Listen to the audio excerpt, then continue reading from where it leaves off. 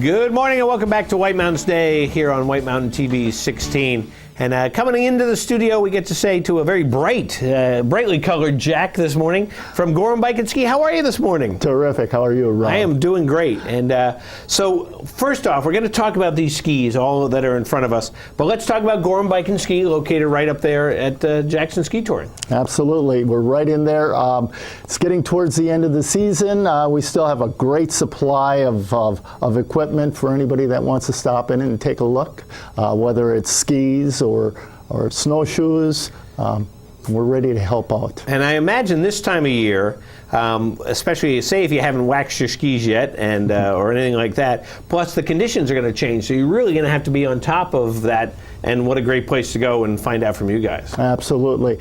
And yeah, that's one of the things that we're starting to talk about now, storage waxes for your skis, how to prepare your skis for the summer. And you know, come on up. We'd be happy to discuss that kind of thing with you. Well, that's great. Well, you brought in a variety of skis, and I've learned more about cross-country skis this year from you, so it's been great. You know, I was the type of person, well, it's just a ski, but you have taught me that I am wrong, that there are many types of skis. So we're going to go through these, because this is really interesting. I never knew this. And let's start off with what I would thought, he brought a downhill ski for comparison, but it's not. It's really considered a backcountry ski.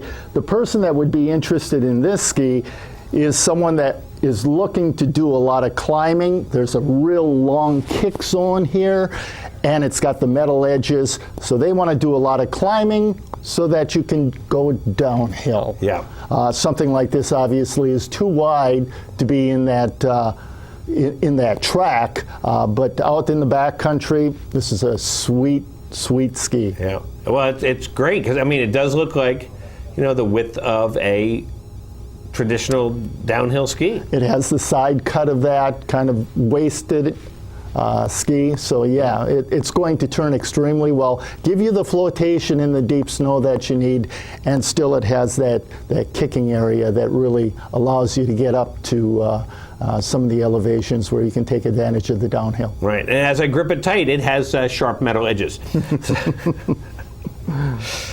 Moving on. Okay, this is the Spider. This is probably the most popular ski that Fisher manufactures. Again, it's a backcountry ski, but it will fit into the track. Although I will say I skied that this past week, and anytime there's a sharp turn, what often happens is the back or the front can break out. So sometimes you have to get out of the track on those tight turns and get to the platform or the flat surface and then continue skiing there.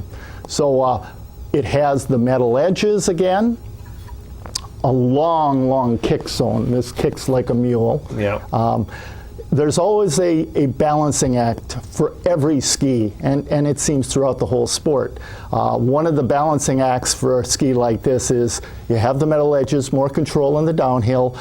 It makes the ski a little heavier.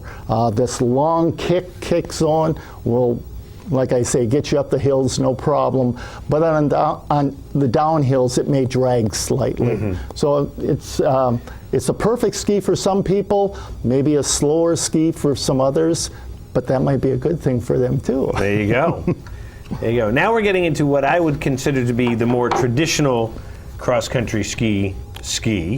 Yep, these are the touring skis, and I brought two examples of that. There's the Nordic Cruiser, and then there's this is the women's version of the Orbiter, the Inspire. You can see that the top one is just a little bit wider underfoot, a little more stability. If you were to take it out your back door, for instance, through some deep snow, this would have a little bit more flotation. For the Inspire, it's a little narrower, a little lighter weight. It's really, for someone that's doing some cross training, maybe they're a big bicyclist during the summer and they want some serious cardio workout during the winter, this is a great ski. Mm-hmm. It's a lightweight ski, performance driven. It's got a little bit better base than the Cruiser. Both of these have the scales on the bottom. Yeah. For Fisher, we call that the Crown Series. Anytime we see the fish scale, it's the Crown Series. Very cool. From there, we go on to our race skis. These are, again, scaled or Crown Series skis, but they're the narrowest underfoot. And traditionally, they're a little bit longer. And what that does for you, it gives you a little bit better glide. And I always talk about the balance of cross-country skiing. Whether it's your balance to get that extra glide that you need, or the balance of the ski. That ski has to be stiff enough that when you have your weight evenly distributed on it, it keeps the crown or kick area off the snow so you get good glide. And by the same token, when you kick, it has to collapse down on the snow so you get good contact and you get your kick.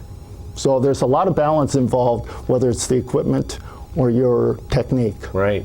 And so we've been talking about the scales on the bottom, but this next one does away with those.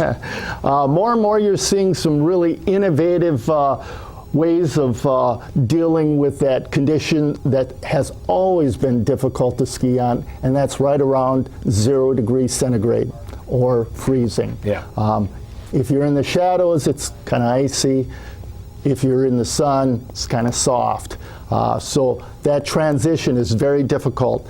This particular ski, Fisher calls it zero ski, is for that 0 degrees centigrade temperature, and it works extremely well. So it's for someone that is looking for a second ski.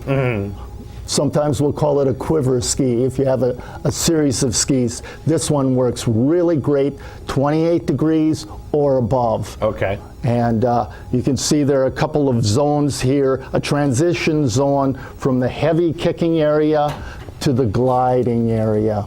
So it works out extremely well, and it's a fun ski. Yep. Yep. Neat. And our last ski is... And then we go on to something that a lot of people have a lot of questions about, and this is the skate ski. This happens to be one of our high-end skate skis. You can see in the tip down here, it's got a hole in it. That's not for aerodynamics. It's all about the weight, swing weight. You would think that that would make very little difference. You would. But if you would hold out a gallon of milk at arm's length, it's going to get heavy in a big hurry versus bringing it in here, and you can hold it a lot longer. It's kind of the same thing. Your tibia's over here, and that's a long way from the tibia. So that makes a big difference. Yep. And these skis in themselves are a lot stiffer than any of the other skis. The other skis, you have to flatten out to get that kick. For these skis, you never want to flatten them out. You always want to have some spring back, and that's what propels you forward. So these are really exciting skis, a lot of fun, really fast, but a very high effort ski to control. Well, it's amazing, the variety of skis, and this one is just so amazingly light, like, whee!